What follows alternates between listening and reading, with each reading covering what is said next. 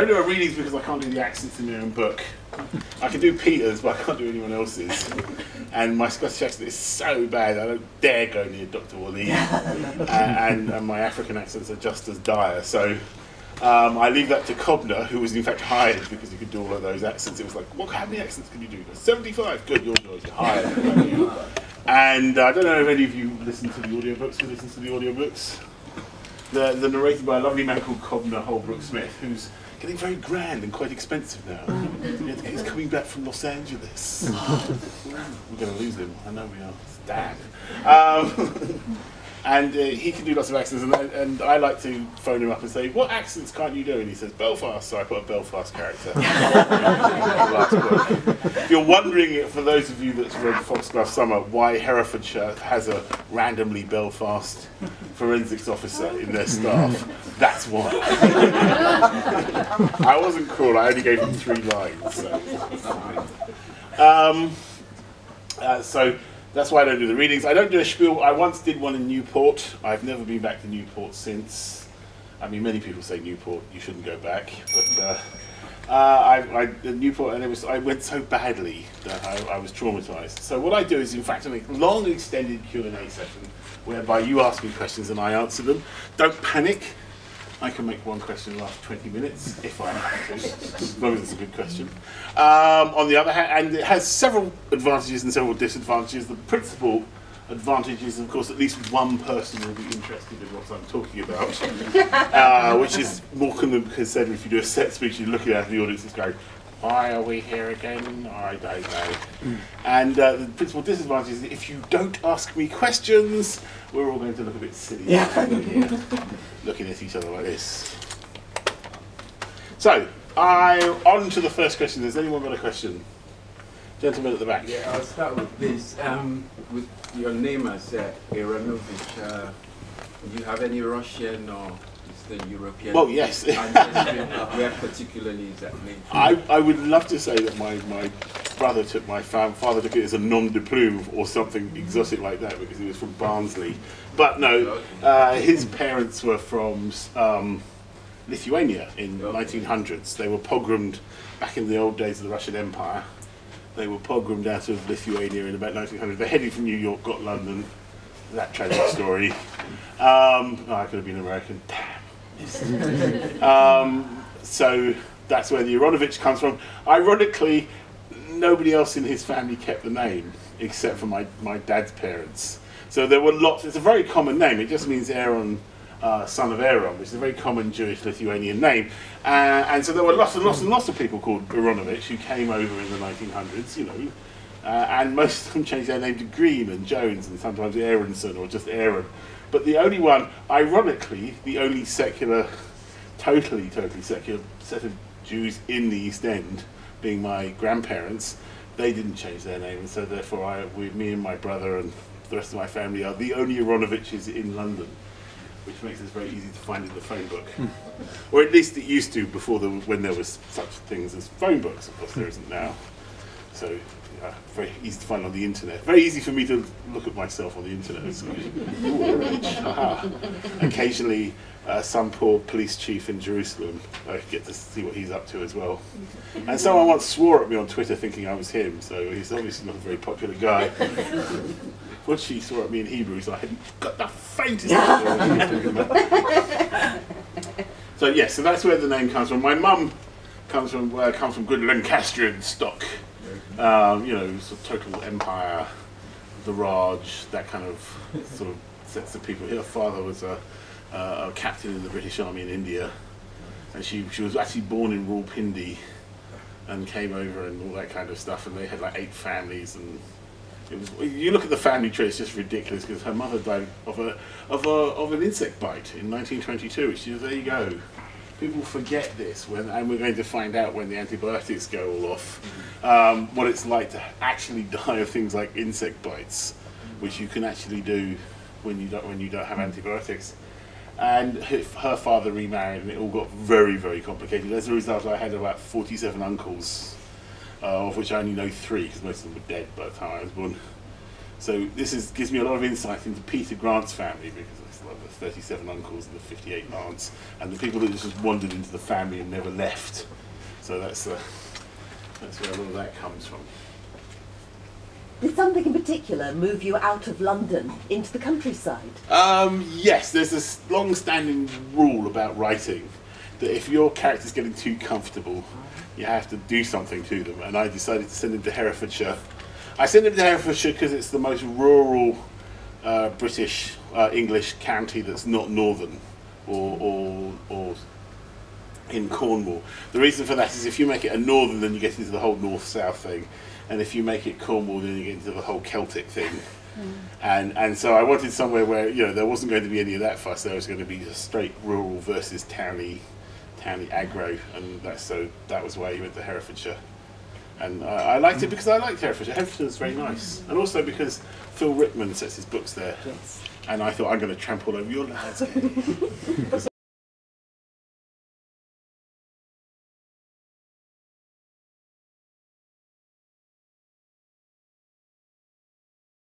Rivalry. Basically, his agent turned me down. When I was looking for an agent, his agent turned me down and said, "We've already got a supernatural fantasy writer, thank you.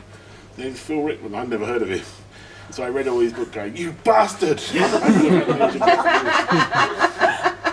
But I do like the books. But I do like he lives like in the middle of nowhere, next to Jasper Ford, actually. About 5 miles down the road from Phil Rickman is Jasper Ford in his boat plane. And they live in this like godforsaken bit of Wales where there's nothing but sheep and British expatriates, English expatriates living there. All the Welsh people avoid it. I think it's haunted by English people. Ironically, if you go to Herefordshire, there's loads of Welsh people live in Herefordshire, probably to escape all the English people who moved into Wales. This is my theory. This did not go down well in Herefordshire. And I enjoyed doing it, but my God, is it hard work going off your patch. You have to, and also Herefordshire, I chose it because it was ridiculously rural. And people don't realise how rural Herefordshire, you go in there and immediately the A roads turn into B roads, and the B roads turn into little lanes, and the lanes just disappear, sort of peter out into farmyards. And there's no motorways going into it, the railway you have to go through Newport, there's no direct trains or anything, so it's like, so you go there and it takes you like 4 hours to get there, which is like you can get to Newcastle in less time, and then you've got to like cab around, and there's no public transport worth talking about, and it's ridiculously photogenic, and like I put in the book, you expect Bilbo Baggins to pop up at any moment in a Nissan Micra. So yes, that's why I went to Herefordshire. How could I resist it? Now, Hanging Tree's coming out on the 3rd of November, Yep. and we've waited a little while for it, so you kept us hanging for it. So I had to get that in. It ties in with what you're saying. That last one was set firmly in the country, so are we back in London and staying in London this time around? Yes, we are firmly, apart from our quick sojourn in High Wycombe, we are firmly in London. This time we're in the west of London, we're in Mayfair. Well, if you know where Tyburn is, then you'll know where the next story is. The story after that is going to be much more east. It's going to be not quite this far over. How far? Yeah. Probably, I don't know yet. I'm quite. No. It's the city and Whitechapel. Probably, I don't know. Hackney has. I lived in Hackney, so it has this kind of draw. Hackney. Not many people say that, I am drawn to Hackney. Although, my God, has Dalston got gentrified? Yeah. I didn't recognise it. No one tried to kill me or anything. I love. You have to be under 35 to live there. There used to be pubs. You could not go in. There used to be pubs like. Can't go in, and they're they're not wine bars because they don't do wine bars, they're kind of like gastro pubs. You sit there going, oh my God, that's like gastro. I'm just going to move to, I don't know where I'm going to move to, Belfast, I think, possibly for the ambience. Yes, so possibly Hackney and around. And I mean, I've been told very firmly to stay within the ambit of Stephen Walton's picture, because they don't want to have to shell out for another new map. So don't know if you know this, but the covers you see are taken from this massive picture called The Island, done by an artist by Stephen Walters. And I saw this. I went to see this in the British Library of all places, and I thought, oh, that's fantastic. The cover should be like. I went back. We need to make the cover a bit like this. So they just bought the rights to the whole painting because apparently that was cheaper than getting someone to paint something new. And they just picked the bit. They go, "Where is it set this time?" And I go, "Oh, I don't know, Mayfair." And they just splodge name, and they go, "What's in it?" And I go, "Oh, I don't know, dog, trowel." And they go, "Dog, trowel." And they instant cover it. Everyone goes, "Oh, look at the covers, they're so British." It's like a freak. What the only trouble is, when you become successful, your publishers start getting this terrible urge to change your covers. They just do. They can't help it. It's like something you get over 6 books, and you sell bestsellers, and they want to change the covers. You must have seen this, especially in series. You have like a book, lovely cover, completely different cover on your shelf. And you know, it doesn't matter. If you're like me, that's very important. Yeah. So they go, can we at least put like emboss it? I go, embossing is the first sign. I said, no to emboss. They sneakily embossed the paperback, the re-edition of the first paperback. I'm like, ooh, you embossed that without asking me. That's an embossed cover, that is. And I don't like embossing because I'm an ex-bookseller, and it's just annoying embossing because you feel it when you put you like your books nice and slim. We like slim books. We like mass market paperbacks that fit on lots and lots fit on the same shelf. Not these great big trade paperbacks that are really awkward size and shape and you can't get them in, and you can't face them out because they take up the size of a small train. Sorry, bookseller peeved there. Question. Sierra Leone is where the hero of the story is, and his family are from. His mum's from there. His mum's from there. Have you got a friend or someone who you've been able to crib? Oh, you see, I grew up in Kentish Town, and not fact, I went to the school that I sent my character to, just to save time and effort on research. And I grew up surrounded by families, Sierra Leonean and Nigerian families. That's why I can write them with confidence. See, every single one of those rivers, I knew them. I knew all those women. They're really familiar to me. I used to go around and have tea at their house, and they used to come around to mine. So I watched them. I watched the whole thing about, you must be an engineer and or a doctor or a lawyer. These are the 3 training options for a young African boy, and the whole family dynamic and everything. So when I came to write Peter, I knew I could write that with confidence because, and I know Sierra Leone. So when I want to do Creole, for example, I occasionally put a bit of Creole, and you probably noticed. I just go and get my friends to translate it into Creole, and then I get them to record it for Cobner because of course he can't speak Creole. Which is, all the more reason to put it in the book. I feel. And it's like I have to send it to. I send him a little tape with, I'm not even going to try and attempt to do the Creole. I can understand it a bit, but I don't speak it. And I just sound like I'm doing a very racist accent. It's one of those things because you use terms that are actually in the wrong mouth. Sound incredibly racist, like pick me and things like that, which sound incredibly racist. Or just going like repeating things like plenty, plenty, and it sounds like you're taking the piss. It's like when you do a fake French accent. In order to speak French well, you have to do a kind of practically a Clouseau accent, and this is one of the reasons why the English can't speak French very easily. Because we're too polite. So we go to Paris and we try and speak French, excusez-moi, like that, because we don't want to go, excusez-moi, I would like. So we don't want to do that because we sound like we're taking the piss. Je voudrais. Like, we don't want to do that. It's the same with German. You go to German, because I'm learning German because they're my biggest foreign market. So I thought, French, German, they're the ones that are paying me more. So I'm on Duolingo, and I'm on German. You have to do the same thing. It's like, yeah! And I can't remember, it goes completely out of my head too. You go anywhere and you're learning a language and it goes completely out of your head as soon as you come to speak it. It's all there right up until you open your mouth.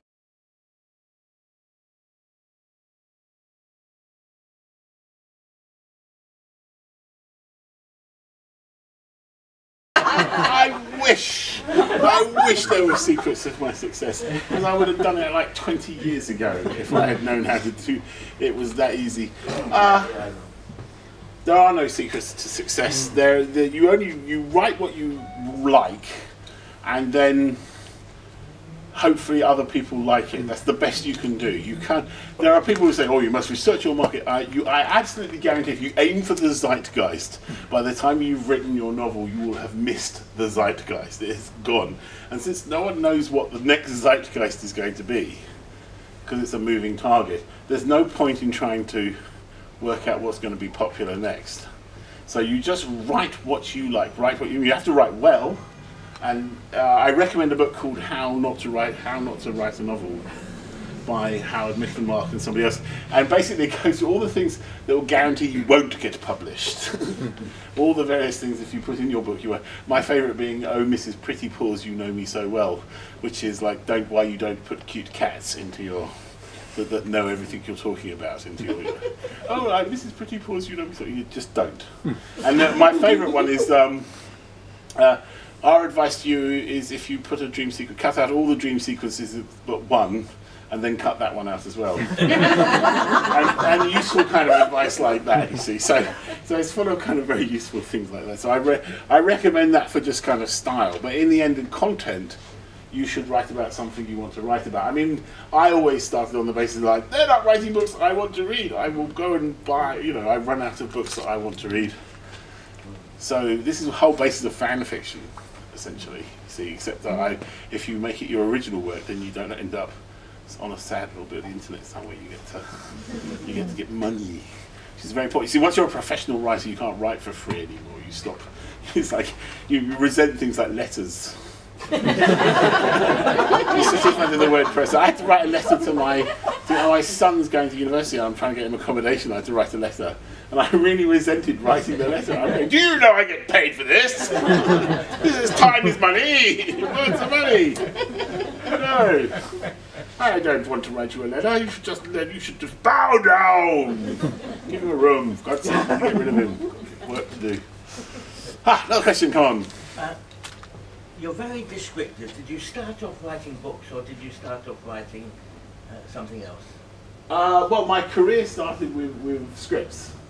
And it was a spectacular failure, my career. I wrote 3 professional scripts before they never asked me back into the BBC ever again.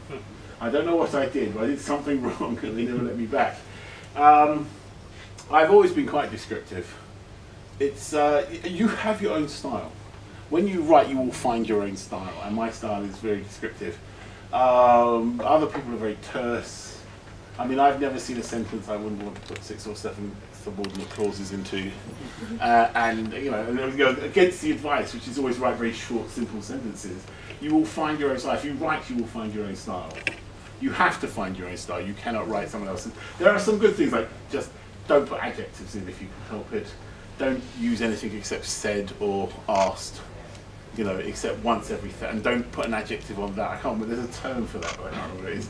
So people should be able to tell what your character's tone is from the dialogue and from their actions that surround the dialogue. Every so often, and then when you do say something like, "He shouted screamily" or something, I don't know, it has more impact. But if every piece of dialogue goes, said quickly, said slowly, said fast, and you only have to read Victorian novels where people are ejaculating all over the place. He ejaculated, good God, he ejaculated. You read that, it just spoils the whole pleasure. Conjures up completely the wrong mental images. I remember that in King Solomon's King Solomon's Mines, and it starts with, "Good God, he ejaculated." And it's like, I'm sorry, I can't cope with it beyond that point, really. That's really it. So I don't care if it was a classic. And this was a period when I would read anything, by the way. I was 12, and I used to read about 2 books a day, and I literally had no taste. I was just, I used to a library like this, and I used to go to I worked my way through the children's section, and I worked my way through the science fiction section of the adults. And that was it, it's like, no, there are no more science. I was like Ozymandias. So then Aaronovitch wept, well, there were no more science fiction books to read. You might have to read literature or something. What is the first book you remember reading, and who's your favourite author now? Okay. The first book I remember reading was some dreadful crystal griffin thing that you got, and you had like the bronze griffin and the silver griffin and the gold griffin. and I remember nothing about it. The first book I actually remember anything about was The Last Planet, or Star Rangers is the other title, by a woman called Andre Norton, obviously writing under a pseudonym. And she, her real name was Mary Norton, but not the one that wrote The Borough. I made that mistake for about 30 years. They're actually two different women, although they have very similar styles. And that was my first science fiction book, and that really was like my downfall, because after that it was just like science fiction for me. My favourite author now is still Pratchett, I'm afraid. You know, I think you probably will be until I'm dead. You know, someone might come along, but I still think it's still Pratchett. I mean, you know, overall, there's plenty of other authors I love to read, and I love to listen to, but I have to say, you know, when I think, oh, wouldn't it be great to be Pratchett, apart from the Alzheimer's bit, which I don't want. So you get to a certain age, you start, if people like younger than you are dying on the news, and you're like, oh, fuck. Never happened. I had a... I just really hate that. I hate the whole thing when I went into the hospital. I'm in hospital for sleep apnea, and I go in at St. Bart's, right? And all the registrars are like 12, and they're all tall, skinny hipster guys with kind of a stand with that funny weird curved back that hipsters do, and sitting there, they're 12. They're 12. I'm being treated by 12-year-olds.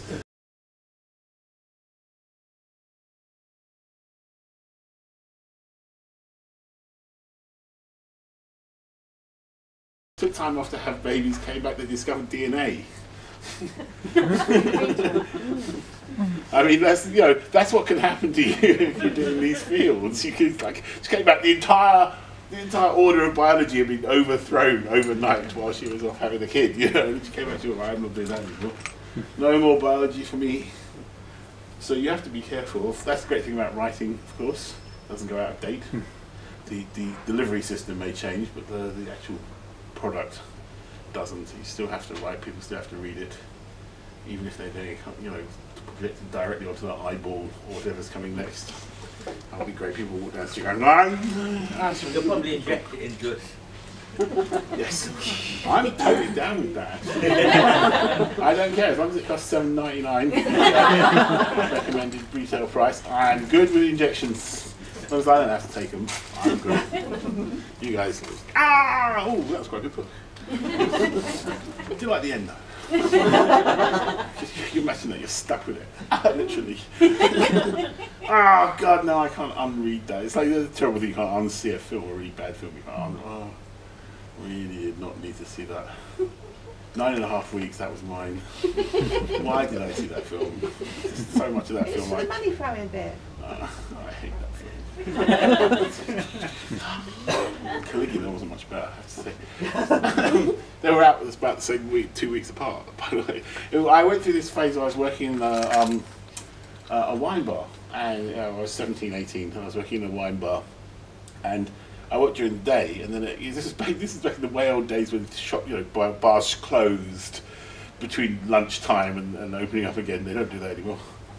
And I explained things to my children. They look at me like, "What's early closing day? What's Sunday, Daddy?" And so there was and I was too fagged to go home, and there was a cinema which was the Hampstead Classic, which doesn't exist anymore. So I just used to go and see whatever was on at the Hampstead Classic. In this case, it was 9.5 weeks and Caligula at 2 weeks running, and some terrible films like Yellowbeard. I don't know if anyone remembers Yellowbeard. No, very, very bad film. Anyway, enough about that. Another question relating to actual books and interest in things that people will be... How many more Peter Grant books are you planning, or are you thinking of doing something completely off planet and doing a Dune-like sort of galaxy civilization? Yes to both. Lots, please. Yes. I have a standard. This is the only question I ever always get asked. It has to be said. No, it's a good question, but it means I have a very standard answer for it, I'm afraid. So, basically, I plan to keep writing the Peter Grant books until one of the three conditions happens, right? One, either I run out of ideas, 2, people stop buying them, in which case there's no point writing them, and 3, I can afford a yacht. And I don't mean... That is a worthy cause. I don't mean like a little 30-foot ketch. No, I mean a fuck-off Russian oligarch, James Bond villain yacht with helicopter pads staffed by former Somali pirates, you know, in trim uniforms. And that is the other one. And apparently at that point I'll have to keep writing because buying the yacht is the cheapest bit. Running the yacht is hugely expensive. I did see that. Did anyone see the what's his name's yacht pulled up against HMS Belfast? It was ugly. It was designed by the same person who thought, you know, I don't know, architecture. It was designed by an architect. That's all I'm going to say. Modernist architects, because it was just like, it looked like it had been squished. It looked like it'd been like someone had taken a proper yacht and just gone like that, so it'd gone gonk like that, and I thought it would fall over. I was hoping like there'd be like some storm and it would just blow over. And it wouldn't, like, or like, you know, can you imagine that at night Belfast is a bit restless and just rolls over? Oh, sorry, didn't see you there. You're a bit crushed because I weigh about 40,000 tons. Has he answered your question? The other I'm one. not sure about June and the civilization. The other one, yes, I got to write something with spaceships and ray guns in, or I will go completely mad. I need to. I've got an idea for a secondary world fantasy, and an idea for a space opera thing, and it's really a question of finding some time to write it. See, because you can see I'm not the fastest writer, and my publisher goes. It's not Game of Thrones, so you're all right, really. We're terribly excited by this idea you had. When's the next Peter Grant book coming out? That's basically my life. It's so terrible. I weep myself to sleep every night. No, I don't. Another question. Cars seem to play quite a big part in the books, or like the facet detailed description of various motor vehicles. No, not for me. I get No, that they all don't for me either. I just noticed and thinking. I get that all from Top Gear, but Peter, you know, Peter. Well, you know, there's still plenty of old stuff on the internet. It's Peter is a petrol head, so he's interested in cars. I'm not. He's much more interested in architecture than I am as well. So he has interests that I don't have. So once you have to give your, you know, otherwise he's just you. You with me. Right? So he's not me, and so therefore I gave him characteristics. I mean, he's for the kind of person he is, it would be inconceivable that he wouldn't like cars, really. So he's that kind of guy that would like cars, so he likes cars. So I had to learn about cars. So I had to keep reminding not just to write a car. I think that's the real like. Because people like that don't. You see, someone like Peter doesn't look at a car. He doesn't just go, "It's a car."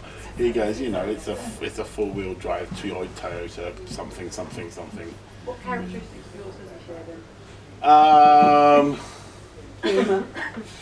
I suppose the humour, that's unavoidable. Not very many. I mean, one of the advantages of the fact that I came to writing Peter Grant quite late in my career was I kind of worked through that phase where every character is you. I was so bored of me that you kind of like delight in having a character who's not you. So I actually like Peter for all the reasons, you know, that, you know, he's not me. I mean, I suppose we're both slightly scatterbrained, but he's slightly smarter than I am, I would say. And he's certainly faster. But he's 25. I keep having to remember what it's like when you just go, I shall run down that road. Nah. You know, like now I go, oh, road. Has anyone got a mobility vehicle? You know, so I have to keep trying to remember what it's like that Peter doesn't, you know, he sees a flight of steps and he doesn't go, oh, God, steps. Like I come up Dagenham Heathway and I saw that ramp and I was like, oh, you're kidding me, right? See, when I go places with my son, I get him to push me up things like that. Just stand by me, push me up. Just need a little boost. It's embarrassing. So it'd be embarrassing if I had roller skates. It's just slightly embarrassing now, I admit. So yeah, so he is different, and you know, and he's grown apart from me as well. In that he keeps coming up with things that he likes, and I have to research. And it's very annoying. And now he, of course, without too many spoilers, his current relationship means I have to learn about things like hydraulics and environmental science and things like that. So it's like, oh God, can't you, any of you people be writers or something? Right? Know something about it. So luckily no one's a librarian yet, so I'm okay. That's only a matter of time, I think, until the librarians creep into the books. Unless you count Post-Martin, I suppose. Another question? Who's your most difficult character for you? Reynolds. Reynolds has always been the FBI agent. FBI agent. I found the Americans very, very hard. I keep writing them in and then writing them out again. You can't ignore them, but they just... I don't, the trouble with Americans, you see, if you write them realistically, they come across as bad caricatures. They're like, you know, especially if they're kind of religious, they come across as bad. They really, I've sat there with Americans and they've talked like, and I've written the dialogue down and I put it in the mouth of someone and it sounds like I'm taking the piss. And you know, it's just that, and they won't do what I want them to do. Well, none of my characters do what I want them to do as a regular matter of fact, but the Americans are particularly annoying that way. So, so there are actually some more Americans in this one, but Reynolds was the most difficult character. I had high hopes for her.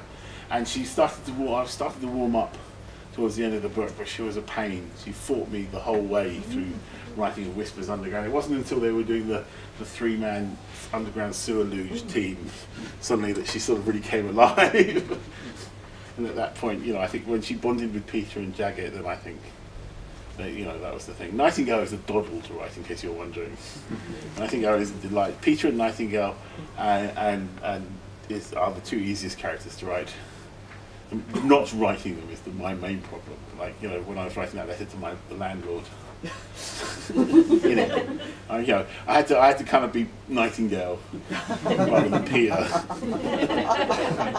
Give him a room, yeah, bastard. I would like you, if you don't mind, provide my son with some accommodation. See, I thought I think I'm taking the piss. All right. So yeah, so those are the easiest characters. Reynolds is the hardest. You know, everyone else. Toby is annoying because I wrote this book and I have a friend called James Swallow. He's got a book out called No Man. Now I don't know if any of you have read any of his books. It's a very hardcore techno thriller, and he writes Warhammer books. I don't know, you know what that means, right? But basically, and Star Trek books. And so he's my other reader, and I give him my book to read. And his big note is, "There's not enough Toby." And I thought, what? You're supposed to tell me the guns were all wrong, or the cars were, you know, or I don't think there were enough fight sequences in it. But no, you're not enough Toby. I feel betrayed.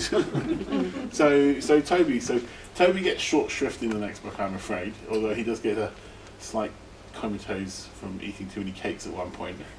However, there is a entire novella, which is pretty much 90% Toby at one point, so there will be more Toby. I apologise for the lack of Toby. There's a lot of Toby in the comics because my friend Andrew Cartmel, who co-writes them with me, loves Toby.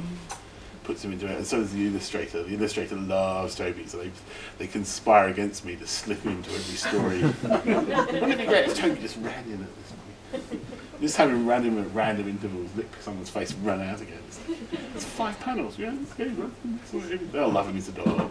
People love dogs, and it's true. People love dogs. What can I say? Another question. When you're writing, do you have any sort of habits or things you do while you're writing, like maxing out on Diet Coke or eating chewing gum? I have basically a framework of habits that sort of is carefully built up around my writing. To say I have some habits would be like a laughable understatement. I have like an entire network of habits. I get up very early in the morning. I don't like to write anywhere except in my room.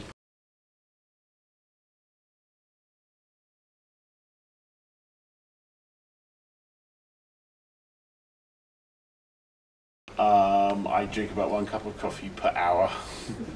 I try and spend at least 20 minutes writing before I look at the internet. Sometimes I even do that. I have a timer that goes off. Goes, 20 minutes. Sometimes, you know, when I'm productive, I can write for whole minutes at a stretch. You know, I don't like being interrupted. I mean, yeah, I've got lots, but nothing kind of exciting. I don't, you know, stand on one leg, teeth out on my head. Facing spring. Oh, spring! Like that, you know. Although I might try that actually. That might work. About January, I think I might need that. When I'm hitting the middle point's always the bit. You get to the middle and you think, oh God, it's only the middle.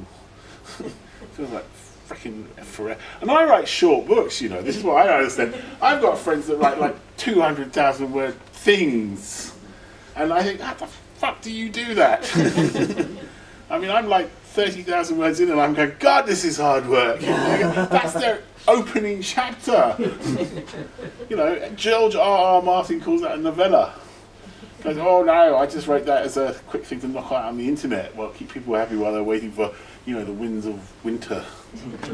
Or parts 8 and 9 of the winds of winter. I'm really looking forward to that book. I mean, see, I like big books. I cannot lie.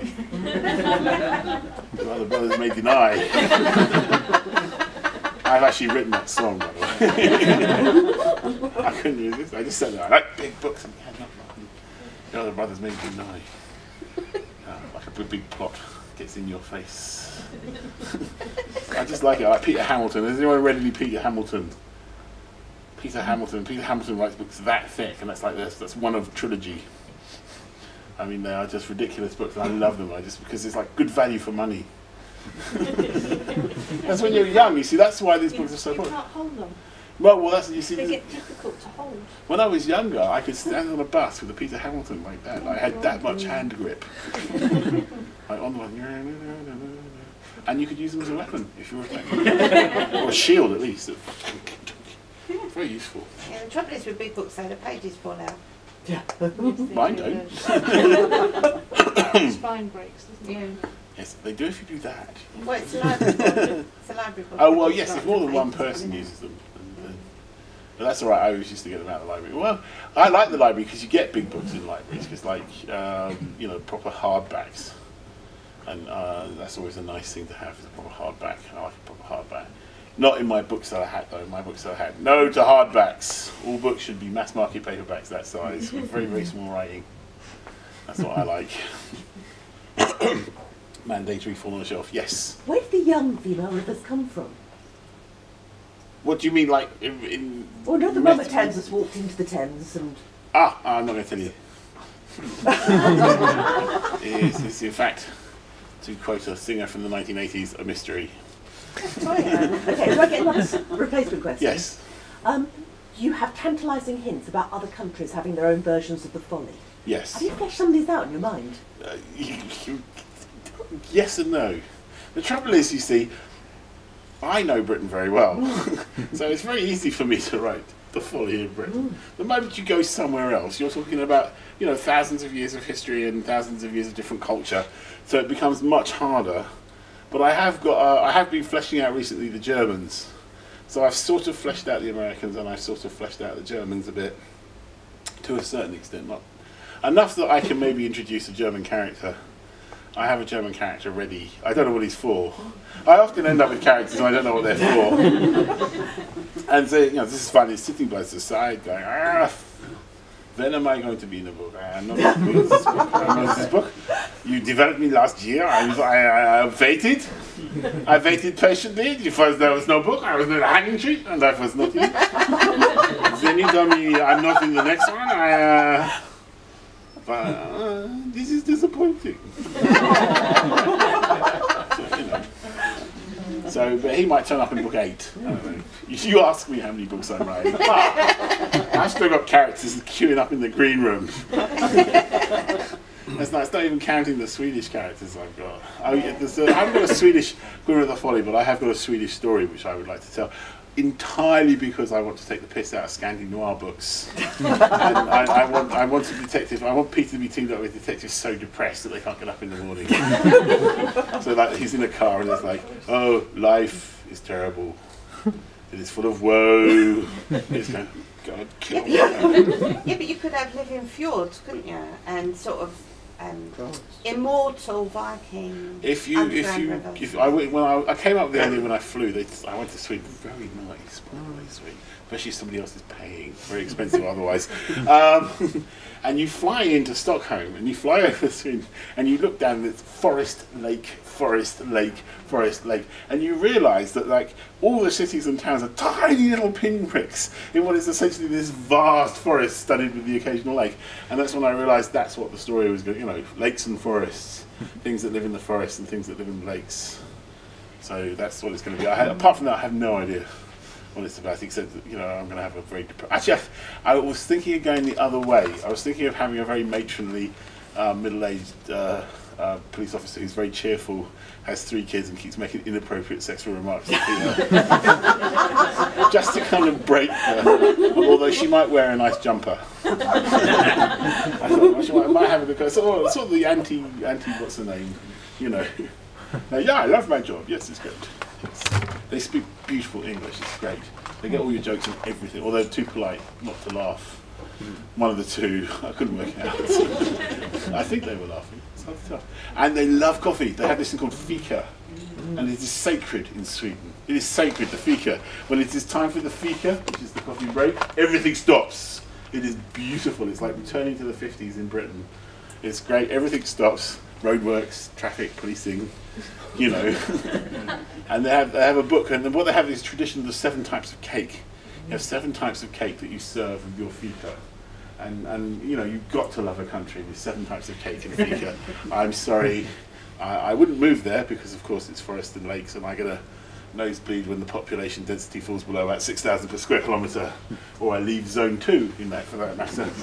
But you think you're in the city. I come out to Dagenham. Oh, it's the countryside. There's flatness. No, take me home. I can't help myself that way. Another question. Was there a question of you? Was that Jess Hands? Will you write any books based on any other characters in this universe, and leaving maybe Peter to one side? I have tempted that. The trouble is people like the voice. See, whenever I mean, I've experimented a couple of times. If you go on my website, you'll see me writing other people's voices in order to just get a feel for it. I think the Swedish book might be 1/3 Nightingale. Might be written from Nightingale's point of view. In 1943, it'll be young Nightingale, well, older Nightingale. It's very hard to say which Nightingale that is. Pre-Rean young Nightingale. Transition Nightingale, I don't know, 40-year-old, right? And that would be that, and I might be, so it would be split between his perspective in 1943 and then Peter's perspective in the present day. I only did that because I knew if I left Nightingale out of the book like I did with Foxglove Summer, people would kill me. So I have to find some way of shoehorning Nightingale into this story. Otherwise there will be complaints.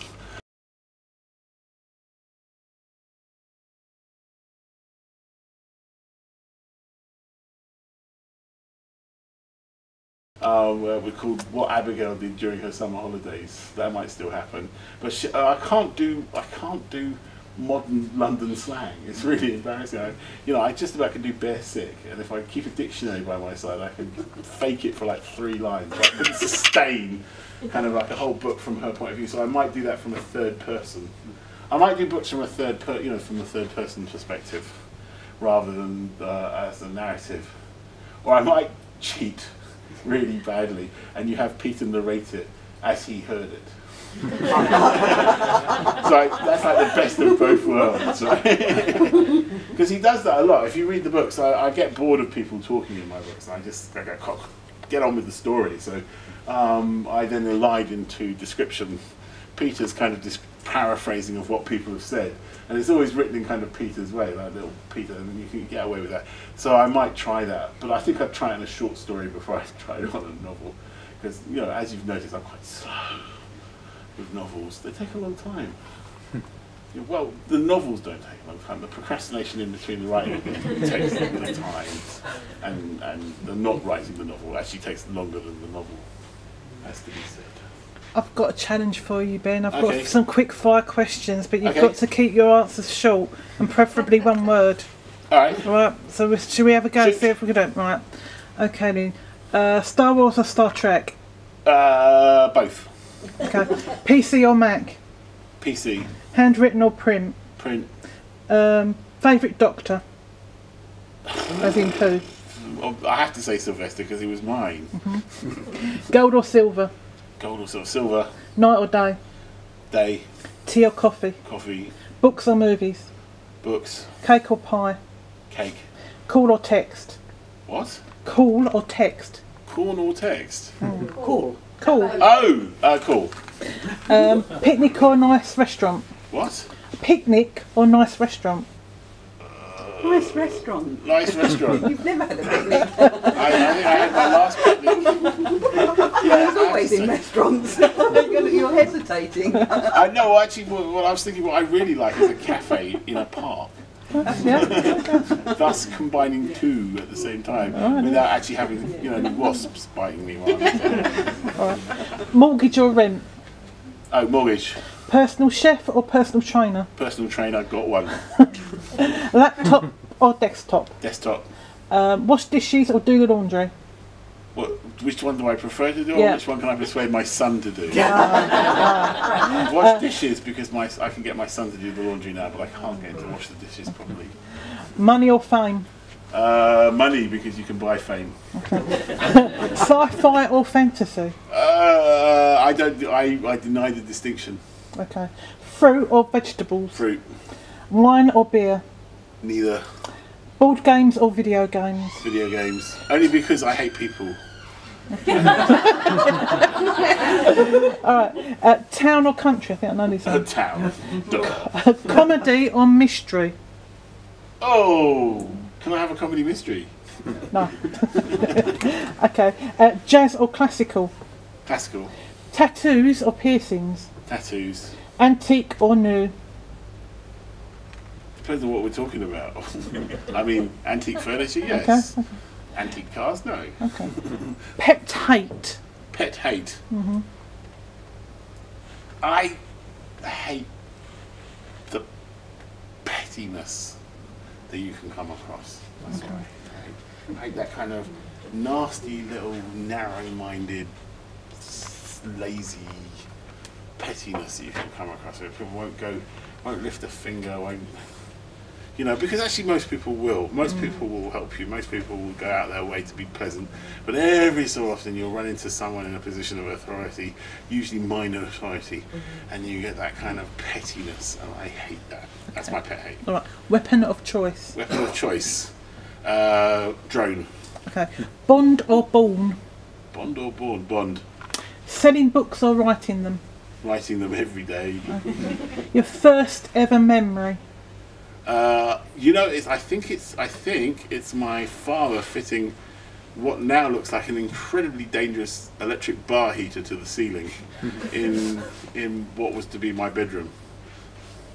Right. No, it was a circular. It went round the light fitting, and I think of it. And he turned it on, and now I think of it, that was just like death waiting. I think my parents were trying to kill me at quite a young age.